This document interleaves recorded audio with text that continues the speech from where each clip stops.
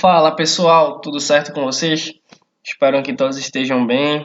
Sei que a gente andou um pouquinho sumido aí, mas hoje nós estamos de volta para trazer muito conteúdo para vocês.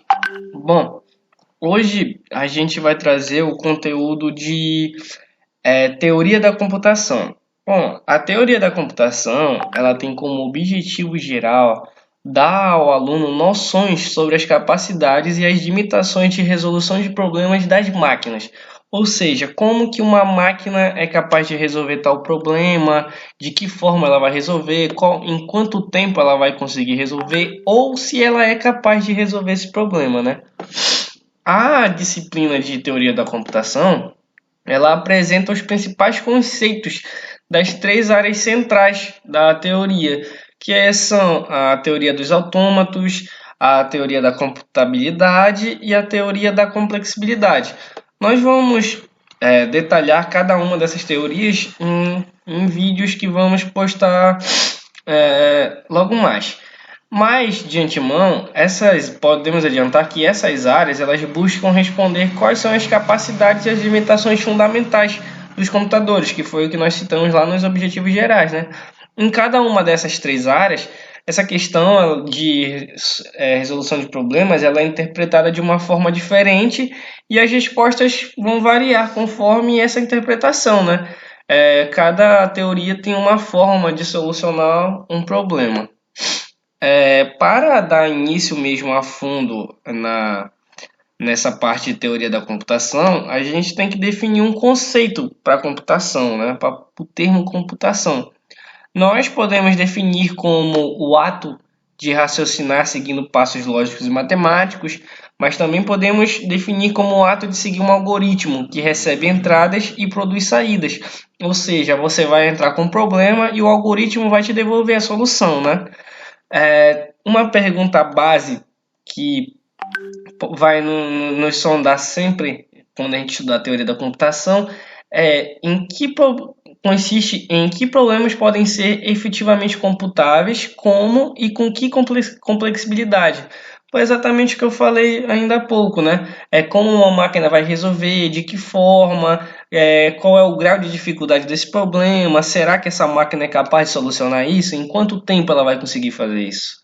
Bom, mas esses problemas eles têm uma classificação. Eles podem ser não computáveis ou computáveis, ou seja, tratáveis ou intratáveis. Intratáveis é quando não tem um algoritmo global para solucionar o problema. A teoria da computação ela é um subcampo da ciência da computação e da matemática, onde elas buscam determinar quais problemas podem ser computados em um dado modelo da computação. A computação ela pode ser definida como a solução de um problema, ou falando na área de TI, né, pode ser o cálculo de uma função por meio de um algoritmo. Apesar de intuitivo na história humana, o conceito de execução de uma tarefa com passos finitos a fim de obter um resultado, né, ou seja, um algoritmo, ele não possuía uma definição formal. O algoritmo não tinha uma definição conceitual até o modelo da máquina universal de Turing.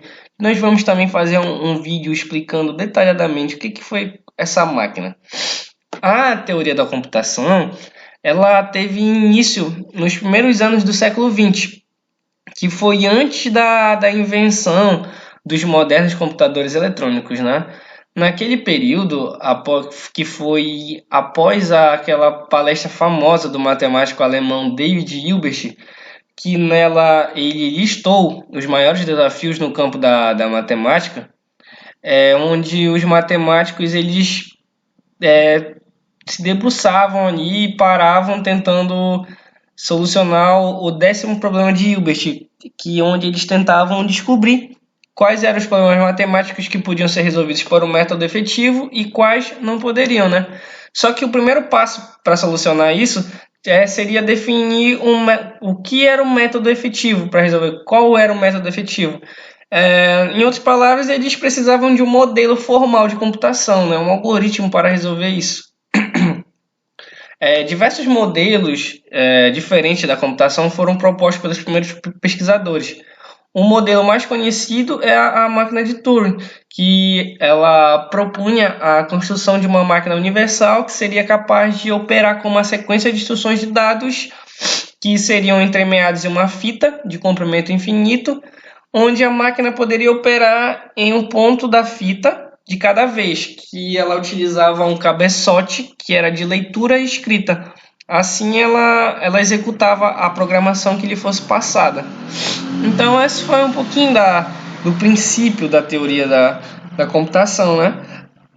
Nós temos alguns pontos que vai ser o marco de partida para os próximos vídeos, que seriam as perguntas: quais problemas jamais poderão ser resolvidos por um computador, independente da sua velocidade ou memória?